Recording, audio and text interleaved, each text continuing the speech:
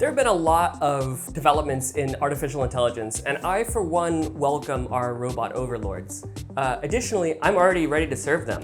So today, I want to actually make a recipe that's developed by this natural language processing thing called GPT-3. And we can use this to basically generate a recipe, and I'm gonna cook that recipe and see what it basically tastes like.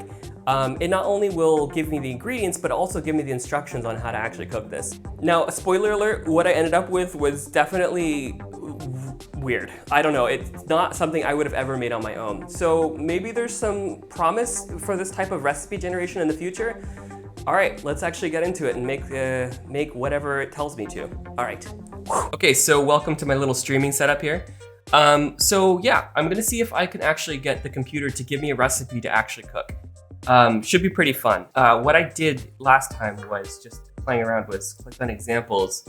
I went down to recipe creator. It does say eat at your own risk, so I will have to do that. But open it up in Playground, and it's just like almost like a Jupyter style programming like prompt window. You're just giving it text. So it says write a recipe based on ingredients and instructions, and then it says the recipe name, and then just here are the ingredients and then instructions. And what you do is when you hit submit,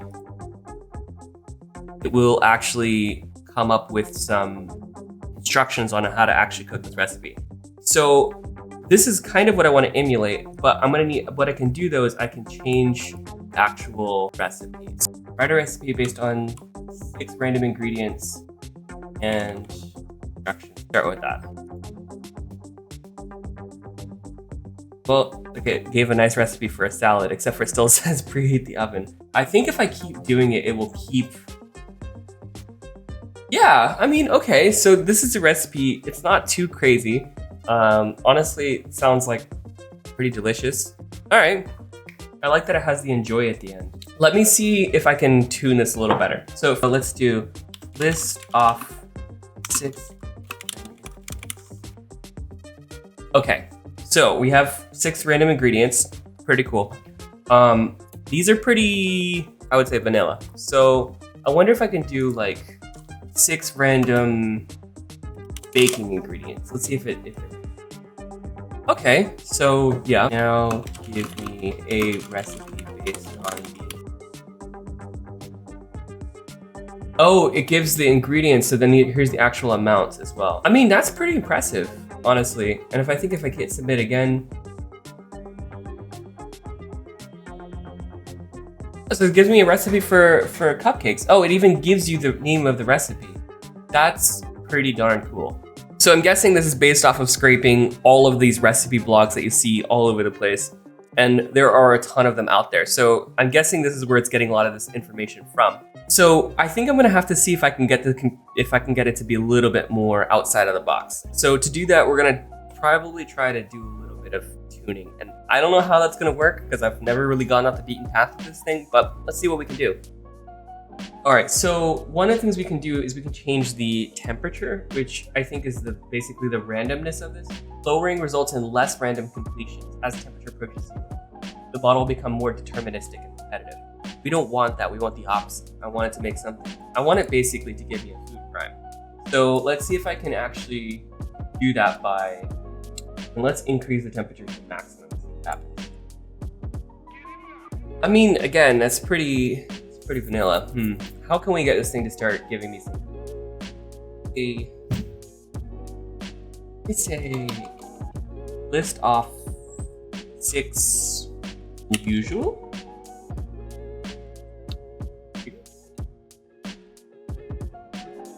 Okay. Now, I don't know if that stuff will go to, yeah, there's no like, it's almost like a sauce it would make. But it does get us closer to what we're looking for here. I'm just curious. I don't think that I'm gonna do this recipe because again, I think I'm just gonna make a sauce, which is, I don't know. But let's see if I just do this. Now give me a recipe based off these ingredients. Oh, see, it had to add its own. I mean, honestly, that sounds pretty good. Cardamom, turmeric, and yuzu with miso paste. I mean, that would be pretty tasty. Okay, well that's cool. But I want to roll the dice one more time. Now I might be cheating a little bit by doing Okay, this might be a winner. So let's see. All right. Okay, this is gonna be interesting. So it did avocado oil and also an avocado. All right.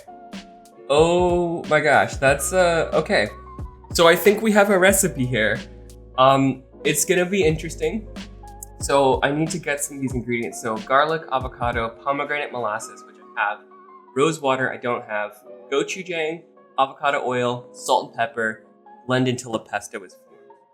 Transfer the pesto into a bowl, stir in the buttermilk and seaweed into the pesto. All right. Drain the cooked pasta, save a cup of the pasta water, add the pasta, toss to combine. If the pasta is too dry, add some of the preserve. Oh my God, this is gonna be, maybe it's gonna be good. I would never think about adding all of this. So it's called avocado rosewater pesto pasta. Right, let's see if we can make this. I'm gonna be back and I'm gonna start making this. And I will put this recipe down into the description. So if you wanna actually make this yourself, you know, then do that. And if you end up making this and you have some really interesting prompts that you get from this, you know, let me know. All right, let's start doing this.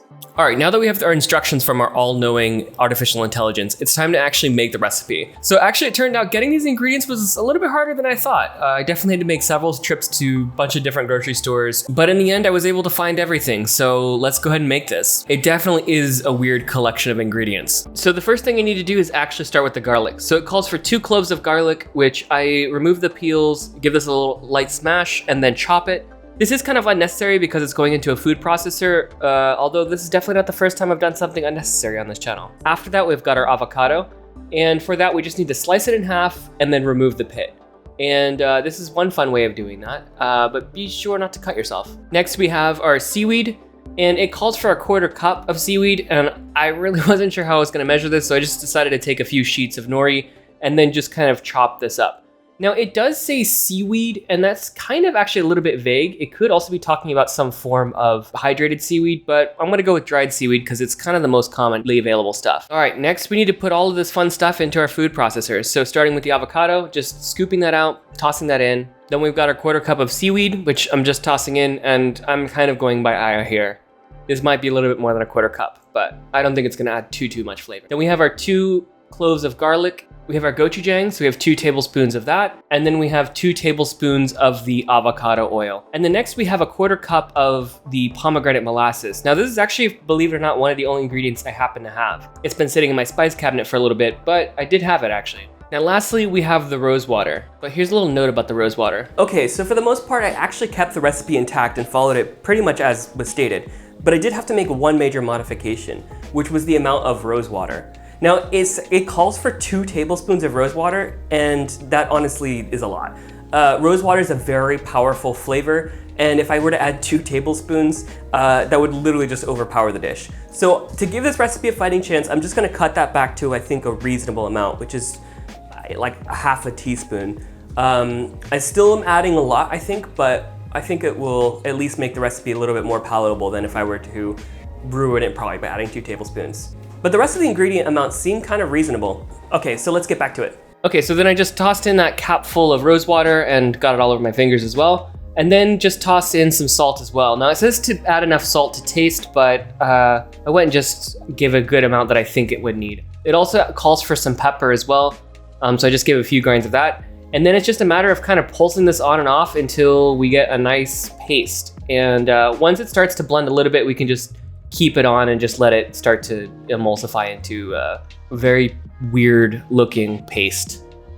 At this point, we have a pretty weirdly colored pesto. The next step is to take that out of the food processor and put this into a bowl. And then we're gonna add in our buttermilk. And this is by far one of the most disgusting looking things I've ever seen on this channel. In fact, I really hope it doesn't get my channel demonetized. All right, so just give that a good whisk together, and then basically we should have our pesto. And the last thing we need to do is add some cooked pasta. And I decided to use rotini for this, and I cooked that off screen just to make filming a little bit easier. And supposedly this amount of pesto should be good for this amount of pasta. And I just gave this a nice toss, It says that if it's too dry, I can add a little bit of pasta water. I don't think this is actually too dry, so I think this is actually pretty good. And now it's just a matter of plating this up. And yeah, I'm gonna garnish this with a little bit of seaweed to make this look a little bit less weird. And then now lastly, it's time to actually give this a taste test. All right, let's get into it.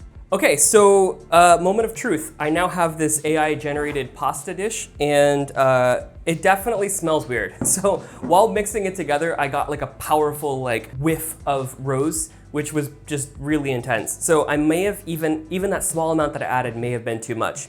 The rest of it definitely looks suspect, especially adding buttermilk to the gochujang pesto. I don't know, that was a little bit weird. But what's more important is how does it taste? So let's go ahead and find out. That's really interesting. I don't think I've ever tasted something with that flavor profile. It's spicy, it's a little sour. The seaweed adds almost like a fishy flavor. And then it's also got like, the rose is just overpowering. You get the real rose flavor.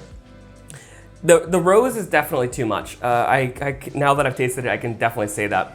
It almost tastes like, the closest thing I can imagine comparing it to is almost like a sharp cheddar, but with like seaweed fish in there as well. So I don't know, it's kind of a weird combination.